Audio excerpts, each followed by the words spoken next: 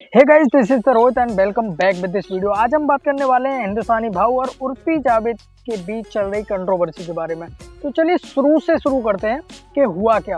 हिंदुस्तानी भाऊ ने सबसे पहले ये स्टोरी लगाई, आप खुद देख लीजिए कि उन्होंने उर्फी जावेद के बारे में बोला क्या है। जय हिंद। ये मैसेज है उर्फी जावेद के लिए, जो आज खुद को बहुत बड़ी फैशन डिज़ाइनर समझ रही है। बेटा, ये जो बाहर तू कपड़े पहन के घूम रही है ना फैशन के नाम पे, ये हिंदुस्तान का ना रिवाज नहीं है, ये संस्कृति नहीं है। तेरे वजह से बहुत गलत मैसेज जा रहा है बहन बेटियों तक। तो सुधर जा बेटा, वरना मैं सुधार दूंगा। हाँ, एक भाई के नाते प्यार से समझा रहा हूँ, सुधर जाना।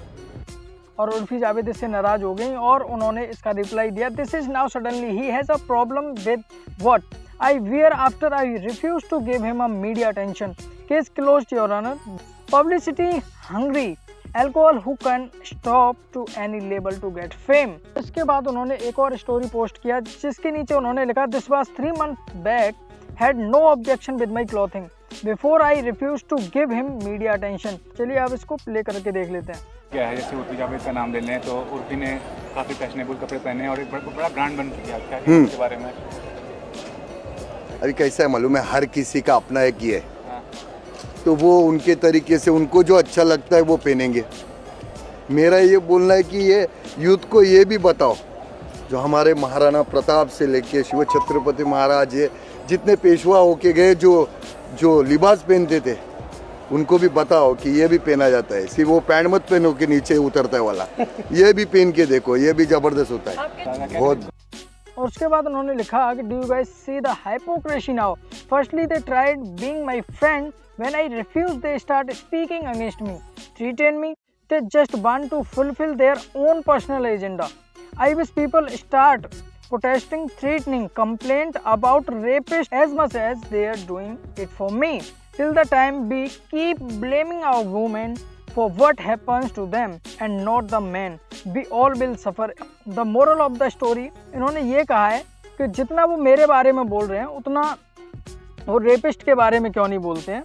इसके बारे में उन्होंने बोला है और बोला है कि कुछ भी हो जाए हम अभी भी वुमेन्स को ही ब्लेम करते हैं, ना कि मैन को। इस पर हिंदुस्तानी भाऊ लाइव आकर रिएक्शन दिए, अपना क्लैरिफिकेशन सब कुछ दिए। उसकी क्लिप भी लास्ट में दिखाऊंगा मैं। उसके पहले आप देख लीजिए उर्फी जावेद ने और क्या क्या बोला है।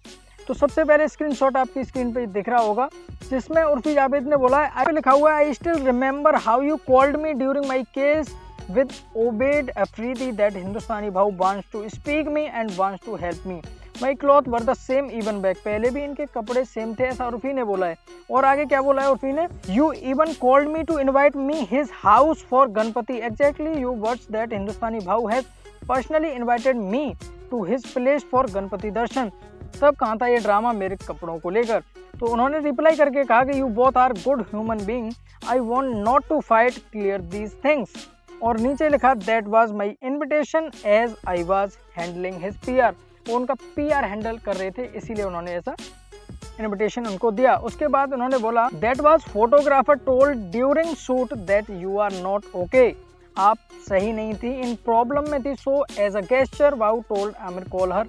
उन्होंने आमिर को उर्फी को कॉल करने के लिए बोला, that case was in very much media. तो इसका रिप्लाई उर्फी ने दिया, बट मेरे कपड़े तब भी सेम थे, तब क्यों हेल्प करनी थी, आई एम कन्फ्यूज्ड। उसके बाद उन्होंने बोला, मैं बताती हूँ क्यों हेल्प करके मिलती मुझसे पब्लिसिटी, मैंने मना कर दिया हेल्प लेने से और गणपति पे घर आने से, तो अब कैसे मेरे नाम से पब्लिसिटी से उर्फी को खिलाफ जाके। तो इसका रिप्लाई उन्होंने दिया, ma'am that topic was in very limelight, so he knew about it and Aamir told कि you are not okay in problem, so as a gesture he told Aamir call Urfi. तो इसका जवाब उन्होंने दिया, चलो ठीक है, you send the invitation, but उनको तो पता होगा ना, you invited me, he gave to the permission to invite me. तो उन्होंने इसका जवाब दिया, ना ऐसा कुछ नहीं है, आप प्लीज़ इसको गलत मत समझिए। इसका उर्फी ने जवाब दिया, एग्जैक्टली टॉपिक लाइमलाइट में था, उससे उसको भी पब्लिसिटी मिलती, बट आई रिफ्यूज्ड, मैंने मना कर दिया, cause I know his intention, क्योंकि मुझे उनका इंटेंशन पता था। अब क्या इंटेंशन था उसके नीचे लिखा हुआ है पब्लिसिटी। से आगे उन्होंने इसका रिप्लाई दिया, नथिंग लाइक दैट। तो उन्होंने उसका जवाब दिया, my cloth were the same now my cloth will be the same always, मेरे कपड़े सेम ही होंगे और अब भी सेम है, सेम ही पहनूंगी मैं। इसका जवाब उन्होंने दिया, I just want you both don't fight, you both are very good human being and personality, I both know you very closely. तो उसका जवाब उन्होंने दिया, why doesn't he raise his voice against rapist, molesters, domestic violence, education, child labour. तो इसमें simple से उसका ये कहना है कि वो मेरे बारे में इतना क्यों बोल रहे हैं, मोलेस्टर्स के बारे में, रेपिस्ट के बारे में, इसके चाइल्ड लेबर के बारे में, एजुकेशन के बारे में, इस सब के बारे में क्यों नहीं बोल रहे हैं। अब इसका सबका क्लैरिफिकेशन हिंदुस्तानी भाव ने क्या कहा है अपने कल लाइव आकर के, उसकी क्लिप्स देखिए। डिप्रेशन में, वो टेंशन में, ये बोला क्या हो गया, बोलता है उसको कोई तकलीफ दे रहा है तो वो पुलिस स्टेशन जा रही है, मगर पुलिस वाले उसका कंप्लेंट नहीं ले रहे। ऐसा तो कभी नहीं हो सकता है कि एक लड़की पुलिस स्टेशन जाएगी और पुलिस वाला उसका कंप्लेंट नहीं लेगा। आज तक मैं सुना नहीं, आज तक ऐसा सुना नहीं। तो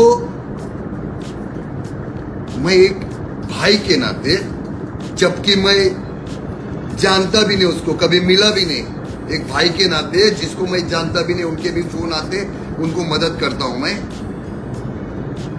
तो मैं मदद करना चाहता था कि वो डिप्रेशन में करके बोला मेरे को। अभी सुनना,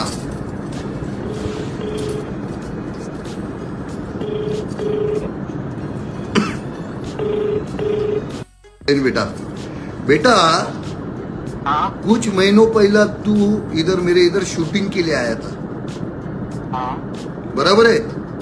हाँ तो फोटोग्राफर ने मेरे को क्या बोला उर्फी जावेद के बारे में? एक्चुअली फोटोग्राफर थोड़ा लेट आया था वो शूटिंग करने, तो मैंने उसको पूछा कि भाई तू क्यों लेट आया, तो उसने ऐसा बोला कि कुछ उर्फी का शूट था लेकिन कैंसिल हो गया, उर्फी कुछ टेंशन में है, कुछ उसका मैटर हुआ है, तो पुलिस वाले उसकी कोई कंप्लेन नहीं ले रहे हैं। तो वो बता रहा था कि ऐसा सा मैटर हुआ है। तो मैंने क्या बोला, तो आपने तभी हमको, मेरे को और उसको ऐसा बोला, लगा उसको फोन, अगर उसको कोई हेल्प चाहिए तो मैं करता हूँ, कि देखता हूँ मैं कौन उसकी कंप्लेन नहीं ले रहा है, क्योंकि तभी वो कोई आफरीदी का कोई मैटर चल रहा था उसका। नहीं वो तो मेरे को बताया नहीं उसने, वो तो ये बोला कि वो डिप्रेशन में, टेंशन में। उसने बोला नहीं, ऐसी मेरी बहुत ऐसी बहन बेटियां है जो इंडिया में से ना मेरे को मैसेज करती है कि भाऊ हमको ये तकलीफ है, वो तकलीफ है, मैं हर किसी की मदद नहीं कर पाता हूँ क्योंकि बहुत सारे मैसेज आते हैं। तो जितना हो सकता है ना मैं मेरे बहन बेटियों की मदद करता हूँ, समझा? और दूसरी बात, वो बोलती है कि भाऊ गाली देता है, भारत का रिवाज है क्या?